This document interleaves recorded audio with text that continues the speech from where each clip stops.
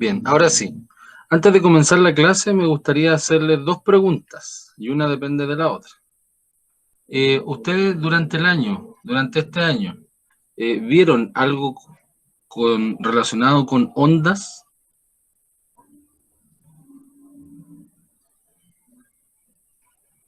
Si alguien me puede contestar. Sí, profe, no es una buena parte del año. Una de las cosas que más vieron fue ondas. Sí, profe. Ahora le hago la segunda pregunta, que es más importante que esa. ¿Aprendieron ondas? Quedamos traumados. Ya. Eso quiere decir que sí. No. Sí, profe, sí aprendimos, yo creo que sí. Ya. Ya, porque es muy importante para mí saber si ustedes dominan el concepto de ondas, sonido y todo lo que tenga que ver con primero medio, porque aparte que entra mucho en la prueba, son las primeras preguntas, Profe, necesariamente. Dígame. disculpe por interrumpirlo. Un compañero dice que tal vez nos faltan conceptos más avanzados de onda. Ya, eso es importante porque una cosa es cuando ustedes ven ondas por sí solas y otra cosa es cuando se meten en el sonido y en la luz, en las propiedades ya un poquito más específicas. Entonces, para esta semana o para estas clases, yo les pregunto eso porque igual quiero partir explicando algunas cosas de onda, que a lo mejor ya las saben, pero como mis power a lo mejor no lo han visto, a lo mejor va a ser diferente, a lo mejor van a poder recordar ciertas cosas y lo más importante es relacionarlas con las ondas sísmicas que vamos a ver también más adelante hoy día. Ya, entonces, después de esas preguntas, vamos a compartir la pantalla entonces, donde tengo la presentación. Y ahí ojalá puedan tomar nota de eh, lo que vamos a recordar con respecto a las ondas, que para mí es muy importante que lo sepan. Y la clase la llamé ondas y dinámica terrestre, ya porque también todo se relaciona entre sí, pero como en primero medio están tan separados, a veces no lo hacen, solamente se quedan en sonido y luz, y no hablan de la aplicación de la onda en la Tierra. Entonces, primero, me imagino que todo esto lo saben, pero lo vamos a repasar. La onda es una propagación de una perturbación a través de un medio, o sea, viene a partir de algo que pasó en algún punto determinado, que casi siempre el origen de esa perturbación se llama pulso. Y el pulso que puede ser de términos mecánicos, como una fuerza, o también en términos electromagnéticos, como un campo. ¿Ya? Por lo tanto, la onda siempre se origina a través de un pulso, ya sea electromagnético o mecánico, y se define como una perturbación que se va transmitiendo a través de un medio, que puede ser incluso hasta el vacío. ¿Ya? El vacío también es parte de los medios posibles que puede haber en el universo. Son portadoras de energía, eso sí, siempre las ondas transportan energía y no transportan materia. ¿Ya? Eso en términos, estamos hablando en términos de prueba y en términos de mecánica newtoniana, en términos de enseñanza media, porque a nivel cuántico sí, transportan materia, pero eso es una física más avanzada que no va a entrar en la prueba. Pero es para que no se queden solo con eso, porque la universidad nos cambia el concepto un poquito de onda. Pero vamos a quedar ahora que sí transporta energía y no transporta materia, moléculas de un lugar a otro necesariamente, sino que las ocupa para transmitir esa energía y generalmente se dibujan como cerritos, en lo que está ahí en la diapositiva, considerando siempre que estamos hablando de un eje Y y un eje X. El pulso, como les decía, el pulso y la onda, los pulsos por un mismo medio viajan siempre con la misma velocidad y depende del pulso también va a ser la forma que tenga esta onda. Generalmente a nosotros no hacen dibujar este tipo de ondas que se llaman ondas sinusoidales, ondas que tienen que ver con la generación del seno, el coseno, siempre generan ese tipo de ondas y muy difícil ver ondas cuadradas, triangulares, en zigzag. Es difícil verla en la naturaleza, pero no significa que no existan. De hecho, hay instrumentos que nos indican este tipo de ondas, pero generalmente los pulsos son de forma sinusoidal. Así se llama este tipo de onda. Sinusoidal. Que es como una especie de cerritos que uno lo llama. Las ondas también pueden ser definidas como una sucesión de pulsos, ya como una suma de muchos pulsos infinitos, como aparece acá, en base a un pulso principal. ¿Ya? Porque un resorte, por ejemplo, en este caso el resorte no se corta y el resorte no es solamente un pedacito del cuerpo, sino que es todo el cuerpo y es todo el medio, más encima. Entonces, se podría decir también que es una suma de pulsos según el medio donde se encuentra la onda. Y si la sucesión de pulsos se genera en intervalos iguales, entonces da como resultado una onda periódica o armónica que se llama, que es generalmente la que se ocupan para hacer los ejercicios en PSU. Casi todas las ondas son periódicas o armónicas, en donde el periodo se repite siempre. Las partes de la onda son importantes conocerlas, no sé si las conocen todos, pero las vamos a recordar. O sea, cuando a mí me preguntan, y yo las quiero definir de forma más simple, la amplitud es la distancia vertical entre el eje, ese se llama eje central, o el eje de equilibrio, vertical, entre el eje de equilibrio y la cima o cresta, o el eje vertical y el valle. También puede ser esa opción, puede ser tanto hacia arriba como hacia abajo. Esa es la amplitud, la distancia vertical. La longitud de onda es la distancia horizontal de una oscilación. Ahora, las oscilaciones pueden ser contadas desde cima a cima, desde valle a valle, o desde el punto de equilibrio al otro punto de equilibrio. Entonces, tanto ahí como acá se tiene una longitud de onda, que se representa con el lambda. Los nodos son los puntos de equilibrio. Los puntos de equilibrio que son los que, en donde la onda pasa por el eje central. Entonces, si a mí me preguntaran en una onda con este dibujo cuántos nodos tiene, tendrían que contar 1, 2, 3, 4, 5, 6 nodos.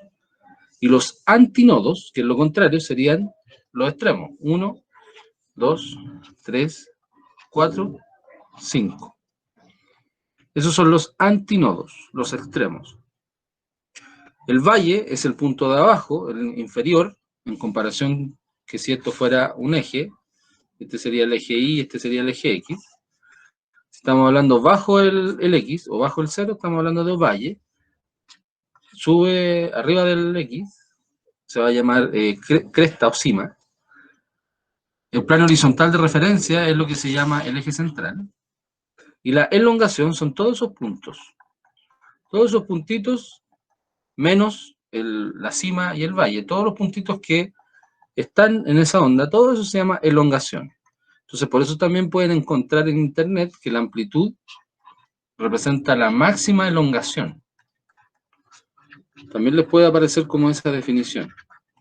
La máxima elongación tanto hacia arriba como hacia abajo de la onda, porque todo esto es una elongación, o sea, estamos hablando de la distancia vertical, pero no las máximas, sino que las que están entre medio. Eso es elongación, elongación, elongación, así todo el rato.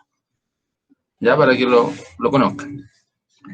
Esto se llaman las partes de la onda que son espaciales, más que temporales. Esto es lo que uno puede ver de una onda, lo que puede identificar mirando literalmente una onda. La amplitud es la máxima elongación con respecto a la posición de equilibrio. Su unidad de medida es el metro, por lo tanto, si estamos hablando de amplitud como una máxima elongación, estamos hablando de un tipo de longitud, pero esa longitud es de forma vertical. Y también su unidad de medida es el metro, al ser una longitud. Y se relaciona principalmente la amplitud con la energía que transporta una onda. Por eso, la amplitud, cuando es mayor, la energía transportada también es mayor. En el caso del sonido, cuando uno habla de amplitud, uno está hablando del volumen de un sonido. O sea, estamos hablando de la intensidad.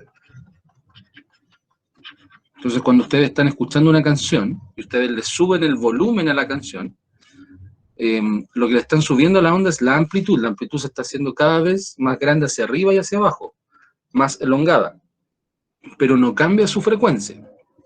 Porque cuando ustedes están subiéndole el volumen a la canción se sigue escuchando igual, con los mismos tonos, con las mismas notas musicales, pero con el volumen más fuerte. Por eso la energía se relaciona con la intensidad, porque si uno escucha música muy fuerte siempre, las pilas del celular o la batería del celular en sí se va a gastar más rápido. O sea, mientras más energía uno consume, más volumen va a ser el sonido, y si uno quiere consumir menos, tiene que bajar el volumen. Es como, para que te dure más la batería del celular, tenéis que bajar el brillo aparte y bajarle el volumen a las canciones. La longitud de onda se representa con la letra lambda del abecedario griego y se define como la distancia comprendida entre dos crestas o dos valles consecutivos. Ya también puede ser la distancia horizontal de una oscilación, que también puede llamarse ciclo.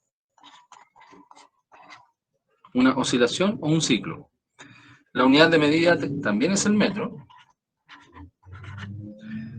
Y también ustedes la pueden encontrar como la distancia recorrida por la onda en un cierto periodo de tiempo, en un periodo T, o un ciclo completo. Y esa distancia, es horizontal. O sea, no es todo lo que recorre, sino que es de un punto a un punto. Puede ser, como les decía, desde ese punto a ese punto, desde cima a cima, o desde valle a valle. Si me corro acá, entonces va a ser hasta acá. Hasta aquí, perdón. Eso va a depender del ejercicio, pero es para que ustedes tengan la referencia. El periodo es un tiempo. Es un tiempo que en sí es el tiempo que demora en efectuarse un ciclo o una oscilación. Se escribe con la letra T mayúscula, y eso es importante, su unidad de medida es el segundo, porque la T minúscula significa otro tiempo, un tiempo más total. Por lo tanto, también se puede decir que es el tiempo en que cada molécula de la onda o cada partícula de la onda realiza una oscilación o vibración. Si se cumple un ciclo o una oscilación, como por ejemplo eso, hasta acá, ahí decimos que se demoró un periodo de tiempo. Si quiero partir de acá arriba, entonces tengo que llegar al otro, tengo que llegar a la otra cima, que es esa que está ahí. Si empiezo desde acá, de acá abajo, entonces tengo que llegar al otro valle. Pero es el tiempo de una oscilación. La frecuencia, que se escribe con la letra F minúscula, porque la F mayúscula, acuérdense que es fuerza, se define como la cantidad de ciclos u oscilaciones que se producen en una unidad de tiempo, que principalmente es el periodo, pero también puede ser un tiempo total, un tiempo diferente. ¿Ya? Por eso hay que tratar de no equivocarse en esas cosas.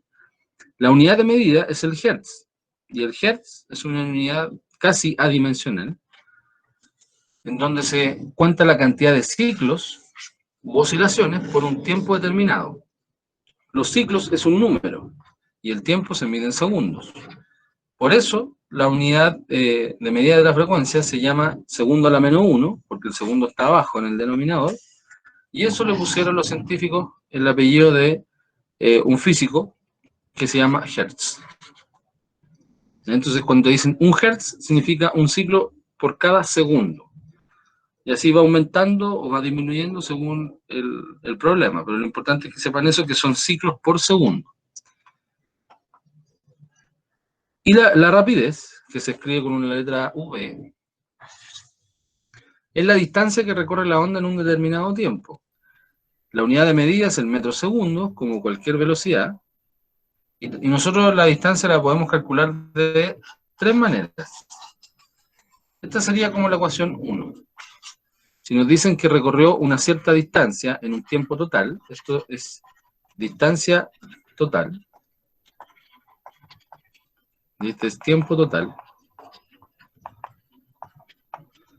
Estamos hablando de forma horizontal, entonces yo podría sacar la velocidad de esta onda. Si es que me dicen que la onda avanzó tantos metros y se demoró tanto, que no es lo mismo que nos digan que la longitud de onda es tanto y el periodo es tanto, ¿ya? Son conceptos distintos. La distancia se escribe con la letra D y el tiempo total se escribe con la T minúscula. El otro era T mayúscula. Esa sería una forma de calcular la velocidad. Velocidad o rapidez en este caso. Se puede llamar de las dos formas también. La velocidad también, la segunda fórmula es longitud de onda partido en periodo, que en forma proporcional es lo mismo que decir distancia partido en tiempo.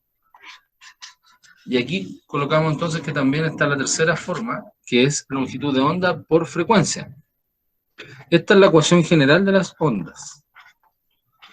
Esta es como la ecuación más importante porque relaciona tanto la frecuencia como la longitud de onda para generar un valor de velocidad.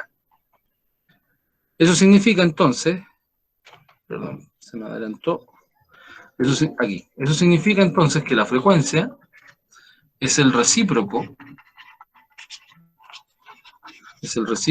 del periodo. ¿Qué significa en matemática recíproco? Que si f es lo mismo que decir 1 partido en t, o t es lo mismo que decir 1 partido en f. Por eso acá se divide la longitud de onda por el periodo y acá se multiplica. O sea que es el inverso multiplicativo. Y ahí tenemos otra formulita en donde uno depende de la otra. El periodo depende de la frecuencia y la frecuencia depende del periodo. Se podría calcular de esa forma. Y la velocidad de propagación de una onda depende del medio. Por ejemplo, el sonido. ¿Alguno de ustedes se sabe la velocidad del sonido en el aire? ¿Cuál es el valor? De 340 a 344 metros por segundo. Eso, aproximadamente en la prueba, si a ustedes les dicen, solamente le mencionan la velocidad del sonido, usted tiene que colocar 340 metros segundo, porque esa es la velocidad del sonido en el aire, creo que entre 20 y 25 grados Celsius. Es como un promedio. Pero esto en el aire. Esto es lo que algunos lo llaman Mach. Cuando los aviones te dicen va a 1 o 2 Mach, quiere decir que está en la barrera del sonido, pero en el aire. En el agua,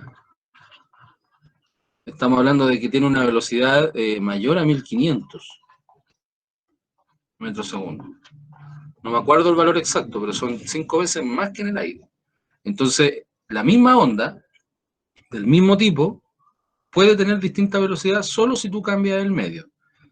¿Por qué el ser humano no escucha o no se da cuenta de lo que pasa en el agua? Porque nosotros no estamos hechos fisiológicamente para escuchar en el agua, sino que en el aire. También podemos escuchar algo en el agua, pero no nos vamos a dar cuenta de que el sonido es más rápido en un medio que otro. Pero sí podemos darnos cuenta claramente que el sonido en el aire es mucho más bajo que la luz, que la velocidad de la luz cuando hay truenos, relámpagos o los fuegos artificiales. Que siempre uno ve primero el estallido y después se escucha. Esas son algunas cosas que me gustaría que ustedes vayan recordando, porque el 340 metros segundo es como la gravedad. La gravedad en la prueba es 10 metros segundo cuadrado. El sonido son 340 metros segundo. Son constantes que se tienen que aprender. La relación entre la velocidad de propagación y longitud de onda son propiedades netamente físicas y que se pueden escribir matemáticamente cuando te dicen cuando algo es inversamente proporcional o directamente proporcional. En este caso, cuando yo tengo una onda, y aquí donde la matemática se diferencia de la física, generalmente esa velocidad, si estoy hablando de un sonido, o de una luz, o de una cuerda, esa velocidad debería ser constante. O sea, si estoy hablando de un problema en donde el sonido viaja en el aire, ya sé que son 340. Y eso va a ser una constante. Lo que podría cambiar es la longitud de onda o la frecuencia. Si la longitud de onda aumenta, esto debería disminuir. Si la longitud de onda disminuye, esto debería aumentar, para mantener la constante. Por lo tanto, entre sí son inversamente proporcionales, lo que aparece acá. Entonces uno lo ve y lo escucha. Si la frecuencia es mayor, o el tono de un sonido se hace mayor, más agudo, la longitud de onda se hace más pequeña. Eso quiere decir que la onda se va reduciendo, y por eso uno, por el tímpano, capta como que la vibración es más rápida. Por eso alcanza a tener un tono mayor. En cambio, si el sonido es más grave, la frecuencia aumenta, la longitud de onda como que se estira. La onda se estira y hace que la longitud de onda sea más grande, y eso uno percibe como que el sonido cambió de tono. Y el tímpano no vibra tan rápido, sino que vibra más lento. Así que eso es más o menos la parte física de esta ecuación, que es la ecuación principal de la onda, en donde generalmente el término velocidad se mantiene constante. ¿Y para qué decir la luz? Pues la luz es prácticamente igual en casi todos los medios. Solamente en el diamante y en el vidrio podría bajar, pero aún así para nosotros es imperceptible. El sonido es más como perceptible para el ser humano, que se escuche con un desfase, como el eco, por el tema de las distancias. Como son 340 metros segundo, tú estás ya alejado más de 300 metros y se nota la diferencia. ¿Cuáles son las formas de clasificar las ondas y cuáles son las ondas más importantes según los criterios de la física? Son cinco criterios en base a 11 ondas, si no me equivoco. Sí, 11 ondas. El primer criterio es según su naturaleza. Tenemos nosotros ondas que son de naturaleza mecánica y que son de naturaleza electromagnética. Acuérdense que lo que dijimos al principio, en donde todo tiene un comienzo, y ese comienzo puede ser un pulso mecánico, que a través de una fuerza, literalmente, de un impulso, como estábamos viendo en la clase anterior, o podría ser un pulso a través de campos electromagnéticos que nosotros no estamos capacitados para percibir siempre. Si no es a través de una luz, difícilmente la podemos ver. Si es otro tipo de onda, solamente vamos a ver el resultado, ¿no? Pero la mecánica y la electromagnética se dividen en este caso porque es según su naturaleza. Ahora, ¿cuáles son las propiedades que tiene? Es que siempre la mecánica necesita un medio material. En cambio, la electromagnética puede tener un medio material, incluso el vacío. Por eso les decía adelante que el vacío también es un tipo de medio. Vacío en sí, en la naturaleza no existe. O sea, vacío literalmente no debería haber nada. Ni siquiera la luz, que no tiene masa. No solamente que no haya moléculas, sino que no haya nada. Y en el universo es difícil no encontrar nada. Ya hay algo de energía, gravedad, energía oscura, materia oscura. Siempre hay alguna partícula o algún tipo de manifestación que lo logre, pero el vacío es más que nada cuando no hay presencia de aire, no hay presencia de moléculas. Eso es el vacío, es lo que el ser humano lo clasifica para este tipo de estudio, ya que, como les decía adelante, un estudio más mecánico newtoniano, no tan cuántico. Estas se generan por medio de movimientos oscilatorios de cargas eléctricas. Por eso el magnetismo con la electricidad son casi hermanos gemelos, porque tienen las mismas propiedades, pero resultados quizás diferentes. Y unos dependen del otro. En cambio, la mecánica sí necesita de un medio material, y es más o menos lo que nosotros vamos a ver en los sismos. El sismo es una onda mecánica. El sismo, los terremotos o tsunami son ondas mecánicas que dependen de un medio. El segundo criterio que existe en las ondas se llama según la dimensión que tienen de la propagación. Pueden ser ondas unidimensionales, que solamente se mueven en una dimensión, como las cuerdas de una guitarra. Ondas bidimensionales, como abarcar área o superficie. Y ondas tridimensionales, como parece una explosión. El sismo se manifiesta como una onda tridimensional, y cuando llega a la superficie, pareciera ser que es superficial. Y cuando llega a las casas, pareciera ser que es lineal. Entonces, el sismo de alguna forma se relaciona con este tipo de criterio, pero siempre va a ser tridimensional, pero pareciera ser, según la percepción del ser humano, que también puede ser bidimensional y unidimensional. Eso depende del punto de referencia. ¿Ya? Pero en la naturaleza todo debería ser tridimensional porque todo tiene ancho, largo y alto. Pero solamente por el punto de referencia del observador es que uno puede ver superficies o puede ver líneas. ¿Ya? Porque la cuerda igual tiene un ancho, igual tiene un alto, igual tiene un grosor. Pero solamente se considera unidimensional si uno lo está mirando desde ese punto de vista. Entonces va a depender de la dimensión de propagación. El tercer criterio es la dirección de oscilación de las moléculas del medio. Fíjense que dice dirección y no sentido. Recuerden que las direcciones son tres, que son horizontal, vertical y diagonal. ¿Ya? Entonces cuando a nosotros nos hablan de onda longitudinal, nos están hablando que las partículas se mueven igual que un resorte, se puede mover hacia allá y hacia acá, y se van transmitiendo unas con otras. En la medida que avanza la onda, hacia la derecha en este caso, por dentro se va moviendo así en la misma dirección. En cambio, la onda transversal, la onda se mueve hacia la derecha, pero las partículas se mueven arriba, abajo, arriba, abajo. Y cuando uno suma estos dos vectores, aparece los cerritos, la onda sinusoidal. Entonces es como una suma de vectores. Si yo subo y bajo todo el rato, y más encima avanzo hacia el lado, el que está mirando de esa perspectiva va a ver una ondulación. Y eso es lo que se llama onda transversal. Según la extensión del medio, nosotros podemos clasificar como una onda viajera, que aquí está el sismo, y una onda estacionaria como una onda que se mueve en un solo lugar, que más encima cuando llega a un extremo, cuando empieza en un lugar y termina en otro, se devuelve en forma de onda igual. Va para allá y se devuelve en forma de onda todo el rato.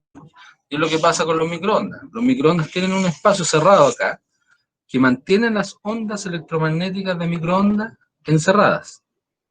Si salieran todo el rato nos afectaría a nosotros. Por eso la tapita tienen filtros, tienen puntitos acá. Porque esos filtros nos ayudan a que esas ondas se mantengan adentro. En cambio, una onda viajera empieza en un punto, como el sismo, y puede terminar en otro, muy lejano. Pero si yo digo no sé, el cuerpo en la Tierra, claro, pues todo lo que esté dentro de la Tierra se va a considerar estacionario. Pero si nosotros lo vemos desde el punto de vista de nosotros mismos, sabemos que los sismos y los terremotos viajan muchos kilómetros. Eso para nosotros ya es algo que es viajero, que viajó de un punto a otro. ¿Ya? Por eso se considera el sismo como una onda viajera y no como estacionaria, si no sería todo estacionario. En cambio, el microondas, que es más concreto, mantiene las ondas dentro de ese paralelepípedo que está dentro ahí de la cámara de microondas. Ojo que las ondas microondas, esto es como un dato útil. Las microondas lo que hacen es calentar la molécula de agua. ¿Ya? Las microondas no calientan la comida. ¿Ya? No hacen subir la temperatura de la comida. Lo que hace el microondas es subir la temperatura del agua que está dentro de esa comida. ¿Ya? Por si acaso. Si usted quiere hacer un experimento, pero hágalo bien, sí, para que no me echen la culpa. Aquí yo tengo una tapita de lápiz Bic, normal. Tiene que estar seco esto, sin agua, sin nada. Si usted coloca este plástico dentro del microondas, y obviamente lo acciona, esto no se va a derretir, no se va a calentar. Porque el plástico, este plástico que está acá en esta tapita, no tiene agua. Si yo coloco un pan, el pan está hecho de agua, adentro tiene agua, se va a empezar a calentar. Si yo coloco una tapita de plástico, nada de metal, tiene que ser de plástico, porque el metal ahí explota. No se va a calentar. Después de la clase, hagan la prueba si quieren.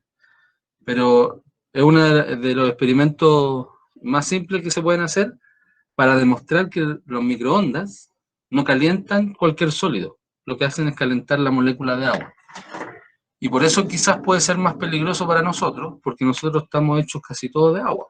Entonces, por eso en sí, cuando hablaban de que los celulares o los microondas daban tumores, o daban como tendencia a producirte cáncer o algo así, en realidad lo que hace es calentar la molécula de agua dentro del cuerpo.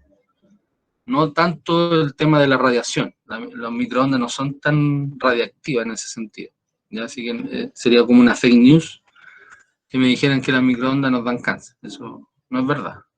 De hecho, las microondas nosotros las ocupamos en los celulares. Los celulares tienen señales de microondas. Y si usted quiere saber que si la tapa del microondas de su casa está buena, desenchufen el microondas para que no les vaya a pasar nada, coloquen el celular dentro, ¿ya? Apagado, desenchufado, cierren el microondas y llámense desde otro celular a su celular.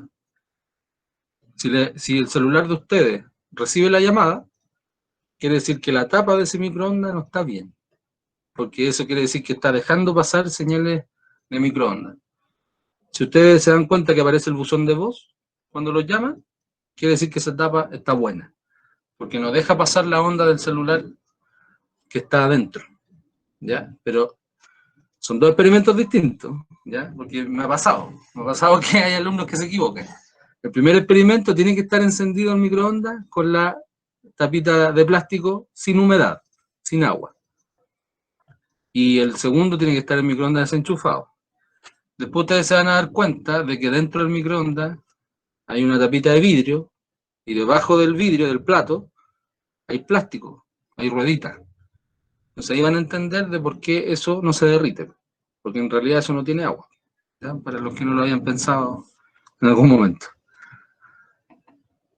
El número 5 y la última, el último criterio de clasificación de la onda es según el periodo de oscilación, o la palabra media complicada que se llama periodicidad. Y ahí es donde nosotros sabemos que si una onda es armónica o no, cuando tiene un periodo constante, que eso también hace que tenga una frecuencia constante, y acá no. O sea, si se fijan, acá se va repitiendo una cantidad de oscilaciones por tantos segundos, y acá es más desordenado. No significa que esto sea ruido, porque una canción puede ser esta onda. Esto puede ser un tono. O sea, si ustedes están todo el rato aplaudiendo, igual, va a ser una onda armónica. Pero no significa que sea algo entretenido o algo lindo de escuchar. Lo mismo que esta onda de acá. Esta onda puede ser una canción muy buena, pero tiene altos y bajos, más intensos y menos intensos, porque son notas musicales diferentes, ¿ya? Y eso hace que la onda no sea armónica. Para que no se confundan el concepto de armónico que se ocupa en música con lo armónico que se ocupa en física. Armónico significa que se repite todo el rato y que puede o no puede ser agradable al oído, y no armónico que no se repite todo el rato y que puede ser agradable, como una canción. Hasta el momento, con todo lo que he hablado, ¿tienen alguna duda, consulta?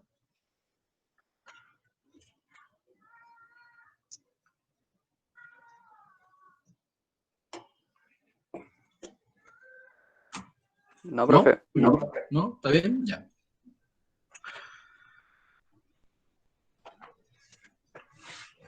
Terremotos y volcanes. Fíjense que inmediatamente cuando uno busca en internet una imagen de un terremoto, que es lo que me pasó a mí, yo quería buscar una imagen de un terremoto para colocarla acá, me apareció una onda. Inmediatamente lo asimilan una onda de expansión. Aquí hay un punto y que se repartió para acá con más intensidad y aquí se va como disipando. Uno lo asocia inmediatamente a algo físico.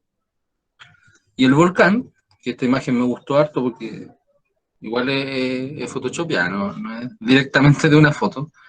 Es el volcán que está, el volcán Yaima, que está en erupción, más el fondo de la Vía Láctea. Primero, ¿cuáles son las características de un sismo? Ustedes, como estudiantes ya de cuarto medio, tienen que saber que la palabra sismo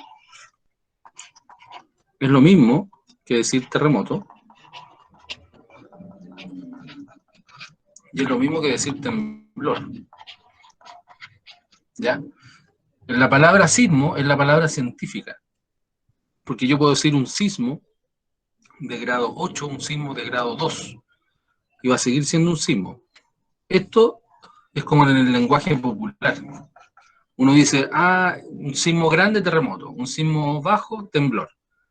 ¿Ya? Eso es como un concepto de que nosotros, incluso, bueno, los chilenos, sabemos más de esto, diferenciamos entre un terremoto y un temblor, pero la palabra correcta científicamente es sismo. Y el sismo puede ser de todos los grados, ¿ya? No hay una diferencia fundamental. Por eso, cuando uno define esto en física, el sismo es una vibración de la corteza terrestre.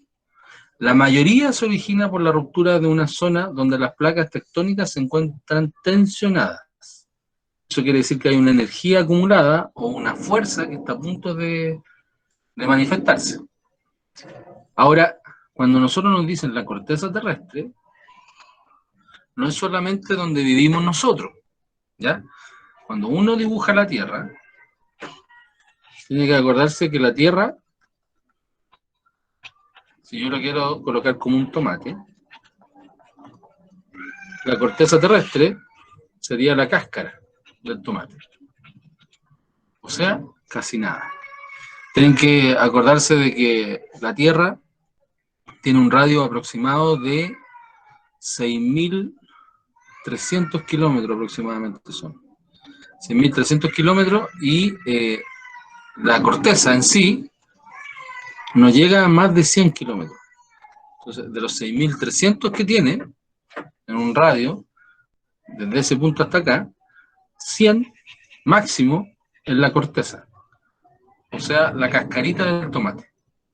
Ya no es que la corteza sea tanto que digamos en base a la Tierra, y nosotros no vivimos en la Tierra en sí, vivimos solamente en la parte de afuera de la Tierra, una capita muy delgada. Donde se origina el terremoto, el sismo, vamos a hablar de sismo más que el terremoto, donde se origina el sismo, se llama foco o también se llama hipocentro. Esa es la palabra que se ocupa en geología, el hipocentro. El foco se ocupa más en física para las ondas. Y es el lugar de la litosfera, ahí, eso es la corteza terrestre, la litosfera, donde se produce la ruptura y en consecuencia se origina el sismo. Puede ser una ruptura, un movimiento, un choque de placa, puede venir de distintas maneras, pero ese es el punto de origen de un sismo. Se llama hipocentro. También otra parte, y la característica física de un sismo, se llama el área de la ruptura. El área de la ruptura es la zona o región de la litosfera que se reacomoda luego de un sismo. Y esta puede ser débil, puede ser densa, puede ser fuerte, puede ser no densa, puede ser más tierra que piedra, y por eso depende mucho del lugar donde se originan estos sismos, y es tan importante el área, porque no es lo mismo un sismo grado 6 en Chile que un sismo grado 6 en Europa. Ustedes lo han visto en las noticias, que hace poco hubo un sismo grado 6 punto y algo en Grecia, 6.7 si no me equivoco, y literalmente edificios se cayeron. Lo mismo pasó en Honduras, en México, y acá hace poquito, hace un par de días atrás, hubo un 6.2 en Pichilemu y no pasó nada. O sea, depende mucho del área. Chile en sí tiene un área de ruptura muy sólida, muy densa, y eso es netamente por las placas que nosotros tenemos debajo de nuestro país. En cambio, en otros países, esas placas son más débiles, se quiebran mucho más fácil porque no han estado tanto tiempo bajo agua o no están dentro de una placa tan fuerte como la que tenemos nosotros. Que justo Chile es la orilla de la placa, literalmente. Entonces, tenemos una sintonía más fuerte en base al área, pero sí tenemos terremotos más fuertes, por esa razón. Y el punto de la superficie, cuando ya perdón, no sé qué pasó aquí. Acá, cuando la onda llega hacia arriba, en forma vertical, justo desde el hipocentro hacia arriba, en una línea imaginaria, el primer punto que está justo debajo del hipocentro se llama epicentro. Entonces, el epicentro puede haber sido en Coquimbo, pero el terremoto se originó bajo el suelo de Coquimbo, y ahí es donde depende también mucho el kilometraje, porque no es lo mismo un grado 6, 50 kilómetros bajo tierra, o un grado 6, 2 kilómetros bajo tierra. Que es muy distinta la percepción también y el movimiento y la energía liberada, si es que lo definimos de esa forma. Por eso la profundidad es importante. El epicentro es el punto de la superficie terrestre que se encuentra sobre el foco del sismo. Es la proyección vertical del hipocentro. Línea vertical justo hacia arriba, es un punto. ¿Cómo se propaga la energía de este sismo? O de todos los sismos. La energía que se libera en el área de ruptura, todo el área que comprende debajo de la corteza, se propaga en forma de ondas, son ondas mecánicas. Estas se denominan ondas sísmicas. A continuación veremos los diferentes tipos de ondas. Fíjense que aquí vamos a asumir que este es el hipocentro, el que está acá. En línea vertical nosotros nos encontramos con el epicentro que está aquí. Nos vamos a fijar en esta línea. Vamos a tener dos ondas que se generan en el hipocentro y dos ondas que se generan en el epicentro. ¿Ya? La primera, que se genera en el hipocentro, se llama ondas primarias o las conocidas ondas P. Esto es importante que lo anoten por ahí porque a veces preguntan mucho por los tipos de ondas. Como dije antes, se generan en el hipocentro. Eso es importante. Y son las primeras que se registran, porque son las que son más rápidas. La primera onda que se registra es la onda P, que se genera en el hipocentro y que es la de mayor rapidez. La característica es que son ondas longitudinales. Fíjense cómo están las flechas. A medida que avanza la onda, la Tierra o el área está haciendo lo mismo que un resorte, se está moviendo hacia los lados, en la misma dirección que tiene la onda en la superficie. Y ojo con esto, dice, se pueden ser oídas por el ser humano.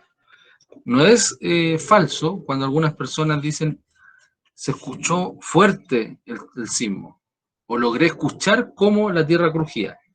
Eso es verdad. O sea, si uno tiene poca contaminación acústica, en Santiago es difícil de escuchar, pero si uno está en el campo, está en el sur, o está en un lugar donde no hay tanta bulla, uno puede oír estas ondas longitudinales, porque están dentro del rango audible del ser humano.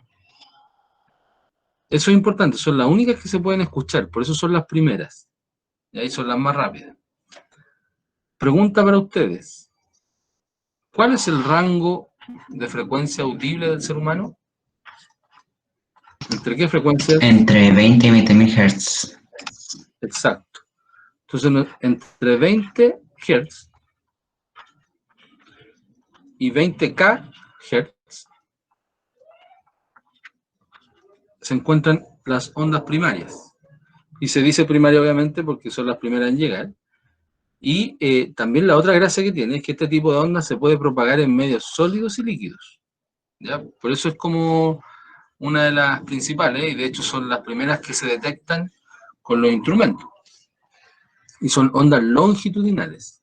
Eso también es importante, por eso no todos los sismos son iguales. Cuando uno dice, no, este fue como más lento, pero fue más largo, se está refiriendo a las primarias. Pero cuando el sismo empieza como a saltar y ser más violento y quizás más corto, eso ya es transversal. Recuerden que esta onda se genera en el hipocentro. La segunda onda que se genera en el hipocentro, ahí como dice la imagen, ya si ustedes se fijan, la forma que tiene es avanzar, pero aquí es moverse hacia arriba y hacia los lados. O sea, eso ya es transversal. Esta onda se llama onda secundaria o las ondas S. También se originan en el foco del sismo, o sea, el hipocentro, pero debido a que son transversales son más lentas que las ondas P.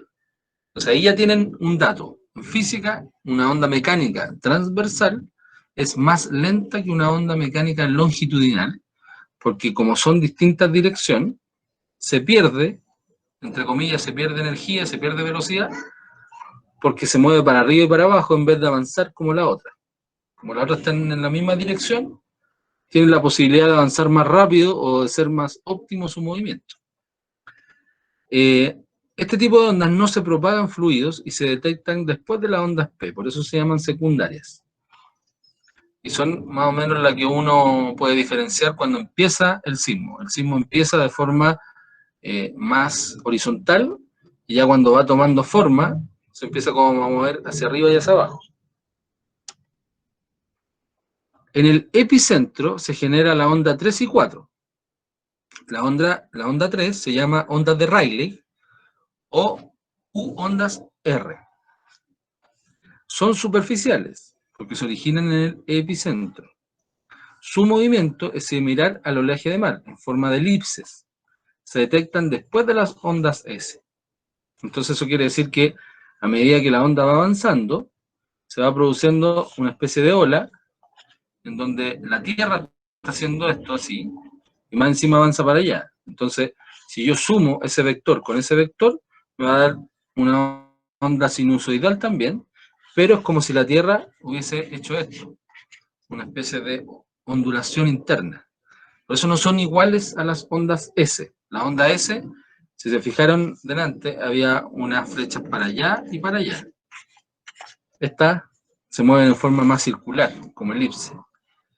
Y eso produce que estas ondas sean las terceras en ser las percibidas. Entonces tenemos las ondas P, las ondas S y las ondas R.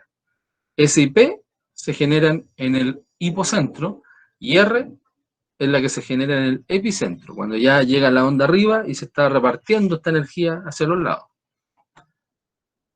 Y la última, que es la onda Love, que de amor no tiene nada esto, y la onda L, son las que se originan en el epicentro de un sismo y al ser superficiales son las que más daño generan en las edificaciones. Transportan mucha energía, son las últimas en ser detectadas y el sentido de vibración de esta onda es perpendicular al de su propagación. Entonces podríamos decir que es una onda igual que la transversal, pero que se genera acá arriba, no se genera abajo. Por lo tanto, al ser más superficial, genera más destrucción. O sea, el suelo se va moviendo para allá y se va moviendo hacia el lado, perdón, en la superficie. Se mueve para allá y para el lado. Estas son las ondas que hacen que las calles se hagan tiras, se rompan. Porque el pavimento se va rompiendo en forma superficial, los edificios se van cayendo, las casas se caen, porque ya al tener ondas L, quiere decir que la cantidad de energía fue suficiente como para producir este tipo de ondas. En general, todos los sismos generan las cuatro, pero como es una cadena, que una energía se va disipando con otra, no todas alcanzan a llegar a tener ondas L tan grandes, ¿ya? Y por eso no en todos los sismos se caen casas o edificios. Entonces recuerden que tenemos las ondas P, ondas S, ondas R y ondas L. Ese es como el orden. Estas dos se generan en el hipocentro y estas dos se generan en el epicentro. Esta es la primera en oírse y esta es la última, pero esta en sí es la más destructiva en términos de edificación. Ahora, ¿por qué es tan importante conocer la onda sísmica y por qué la geología en este caso ocupa tanta física para los que quieran estudiar esa carrera? El estudio de propagación de las ondas primarias y secundarias, que recuerden que son las que se generan en el hipocentro, es principal fuente de información del interior de la Tierra. Una pregunta muy fundamental que todos se generan tanto en la geología como en la astronomía, es que cuando uno no ve las cosas, ¿cómo sabe qué son realmente? O sea, a nosotros siempre nos han enseñado en el colegio y en internet uno puede encontrar mucha información acerca del núcleo de la Tierra, por ejemplo, de las capas de la Tierra, que si tú cortas a la Tierra te vas a encontrar con capas, que si tú viajas de una galaxia a otra te vas a encontrar con este tipo de estrellas. Pero el ser humano nunca lo ha visto. O sea, el ser humano con suerte ha llegado a los 10 kilómetros bajo tierra. Y como les dije, el radio de la Tierra son 6.300, aprox. Entonces, ¿cómo sabe que lo que hay adentro si es que nunca lo ha visto? Por eso es importante la onda sísmica. Todo esto es teoría. Y la teoría también ha demostrado que si uno hace un experimento en base a lo que está percibiendo con la onda sísmica, te da un modelo. Por eso se llaman modelos de la Tierra. Y no necesariamente es la Tierra cortada en dos, pues eso no se puede. Y de hecho no se ha podido en ningún planeta, ninguna luna. No se ha podido ver el interior de nada. Desde inicios del siglo XX comenzó a establecerse el modelo de la geósfera, tal como veremos a continuación, como lo que está acá. O sea, un sismo no solamente se propaga hacia arriba, sino que también hacia abajo y hacia los lados. Por eso se dice que el sismo es tridimensional, porque la energía se propaga hacia todos lados, recordando que estamos dentro de una esfera, no es un plato. Por lo tanto, si es una esfera, la energía se va a repartir hacia todos lados. Si se considerara que nuestro planeta tiene una densidad homogénea, es decir, que en casi todos los puntos de nuestro planeta la densidad es similar, las ondas sísmicas generadas en un foco, hipocentro, recuerden, lo atravesarían sin experimentar desviación, o sea, como la imagen que está ahí. Sin embargo, se ha estudiado lo contrario, o sea, en el laboratorio, en forma experimental, si yo tuviese la Tierra con un solo compuesto, con una sola densidad, si tuviese la misma densidad igual,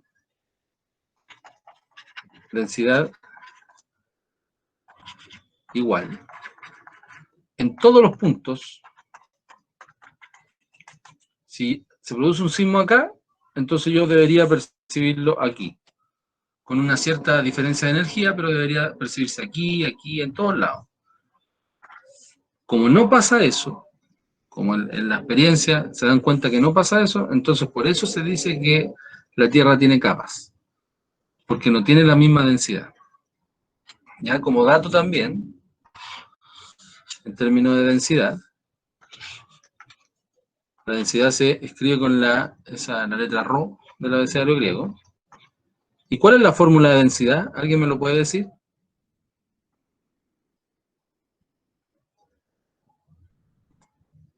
¿Se acuerdan? Masa partido en volumen.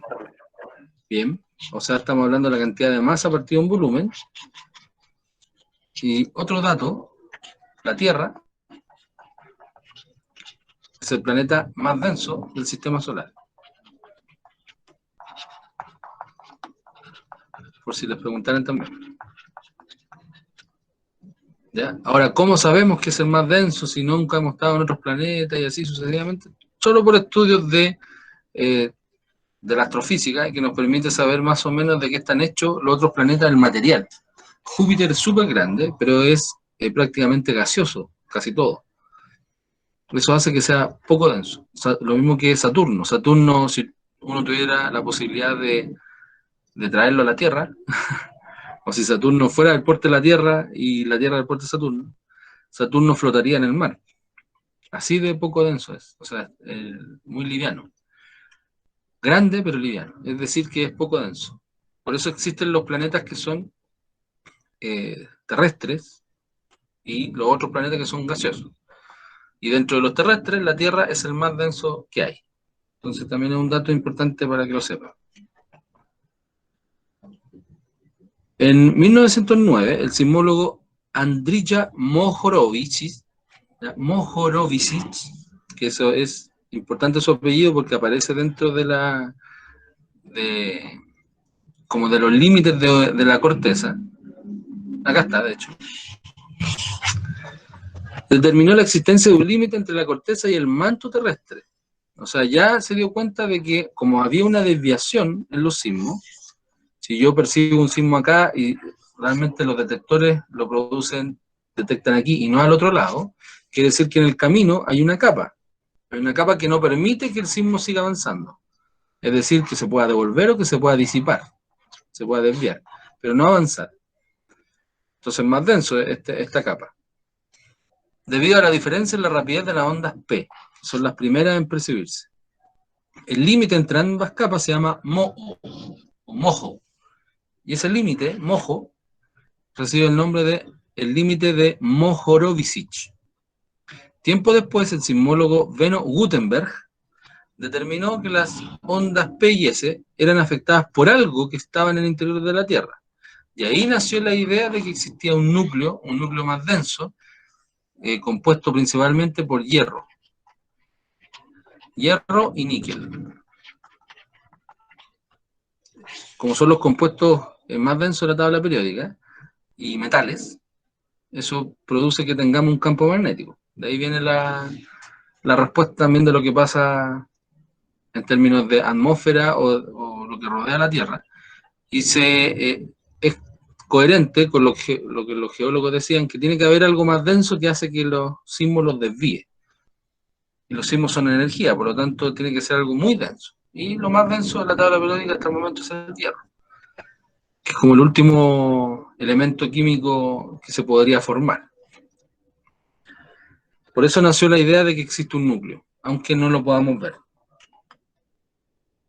Y aquí es donde es muy importante que también se destaque el rol de la mujer en la ciencia, porque en realidad pasa desapercibida, pero se han hecho importantes descubrimientos a través de las mujeres científicas, y una de ellas, la que más yo por lo menos admiro, es la sismóloga Inge Lehmann. Y por su apellido también se ocupa para demostrar algunos estudios en geología, Lehmann, en donde en 1936, al estudiar las zonas de sombra de las ondas P, onda de sombra significa ondas donde no hay percepción. Si se fijan aquí hay un sismo que se genera y hubo una percepción en todos estos puntos, menos acá. Acá no hay ondas P. Eso es lo que se llama sombras. Determinó que dentro del núcleo, que se presumía que estaba en estado líquido, existía un núcleo interno en estado sólido. Y eso netamente por experimentos con agua, con pulso, en donde uno genera fuerzas, genera onda en forma experimental, ahí está la palabra que no encontraba, en forma experimental, y si tú colocas obstáculos, ya sea de distinta densidad en forma líquido o sólido, te vas dando cuenta que las líneas de onda se van desviando en base a lo mismo que pasaba en la Tierra. Por lo tanto, si esta onda que iba acá se iba a desviar completamente y se encontraba con algo líquido, se iba a desviar y se iba a encontrar con algo sólido que no la iba a impedir pasar. O sea, esta onda debería seguir de largo y debería percibirse acá. Pero como se percibe aquí, esta gran científica se dio cuenta que el núcleo debería estar compuesto por dos tipos de densidades, una líquida y una sólida.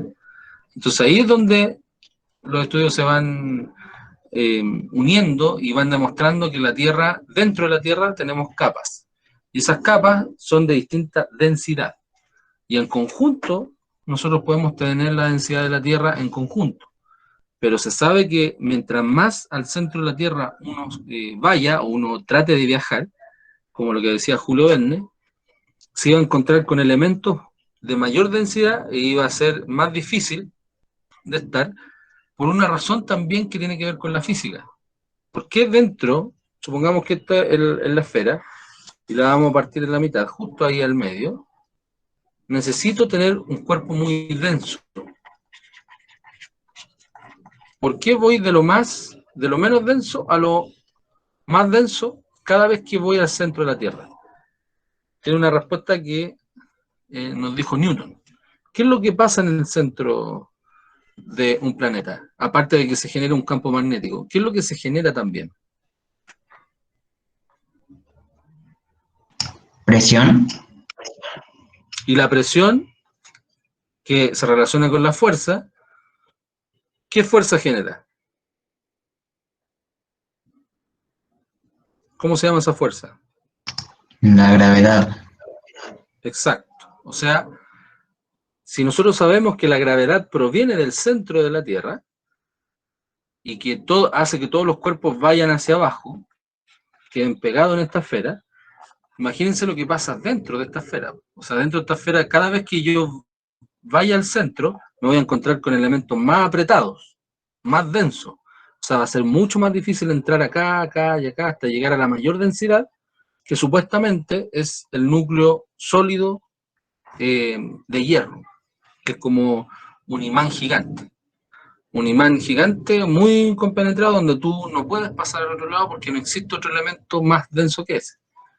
Entonces lo que muestran en las películas, lo que muestran en los libros, obviamente son cosas que todavía el ser humano no ha podido percibir. Como les dije de esta cascarita que se ve acá, el ser humano solamente ha llegado con suerte a los 10, 11 kilómetros. De todos los miles de kilómetros que nos faltan dentro de la Tierra. Y esta científica logró calcular en base a experimentos lo que pasaba con estas ondas son ondas mecánicas. Son ondas mecánicas que se comportan de la misma forma que una onda de mar, una onda en el agua. Por eso, a través de la experimentación pueden llegar a estas conclusiones. Danesa de Dinamarca, por si acaso. Hay estas personas que no saben de dónde viene ese concepto, danés o danesa. Son de Dinamarca. Y hay estos científicos, hay estos físicos que vienen de ahí. No sé si tienen alguna duda con esto. ¿Alguna consulta sobre esta onda? ¿No? Ya, acá... Dicen que no. Ya. Sí, porque no veo el chat. Veo solamente la presentación. Acá, bueno, vamos a llegar hasta aquí. Faltan algunas diapositivas todavía, pero lo más importante es que ustedes vayan relacionando lo que ustedes saben de ondas con lo que es la Tierra.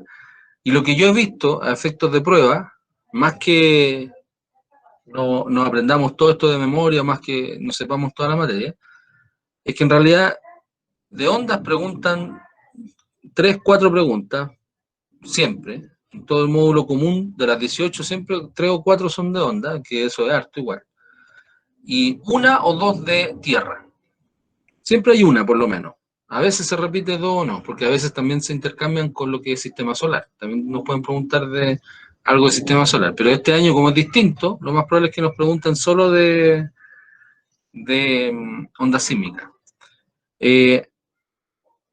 Las preguntas o quizás los ejercicios que yo les voy a subir a la plataforma Classroom van a ir ligadas tanto a lo que es ondas, sonido y algunas de estas, ya para ir practicando también lo otro, porque independiente que a lo mejor hayan quedado traumados con ondas o hayan visto mucho esa materia, yo me quiero asegurar que la sepan, ¿ya?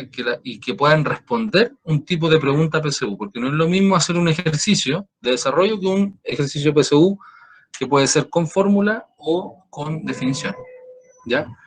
Así que vamos a ir practicando por lo menos jueves y viernes. Vamos a ver prácticas de ondas, sonido y ondas sísmicas, ¿ya? Para ya la otra semana empezar con lo que es el específico, el electivo, ya materia de tercero medio con movimiento circular. Así que para los que van a dar el común, que por lo menos estos días se queden bien atentos para esta materia, ¿ya? ¿Alguna materia del común que hayan pedido también a dirección o que quieran ver, que están más o menos cojos?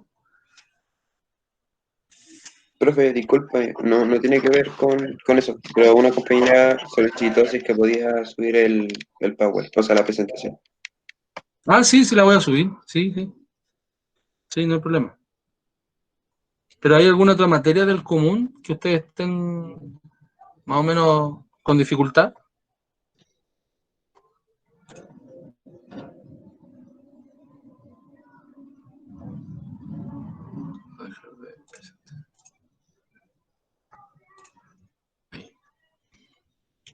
Parece que no. A ver, no, profe, no. Ya, después voy a ver el chat entonces. Les dejo esa pregunta por si acaso, para que veamos, para que tengan claridad de lo que vamos a ver esta semana, hasta el viernes. Y después cuando empecemos movimiento circular, si quedó algo pendiente, me lo digan antes, ya para que no desaparezcan todos de las clases y se queden con las dudas, ¿ya? Así que tengan buena tarde, pues, chiquillos. Nos vemos hoy día miércoles, nos vemos mañana. Ya mañana a las 3. Nos vemos, profe, cuídese. Cuídense. Chao, profe. Chao, Chao, chao, profe, chiquillos. gracias. Chao, profe. Chao, chao. Chao, profe. Chao, Bye, gracias.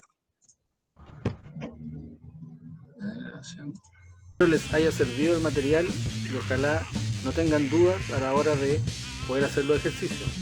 Aún así, pueden ver el video varias veces, todas las veces que quieran, y si tienen dudas me escriben al mail o lo hablamos por Classroom.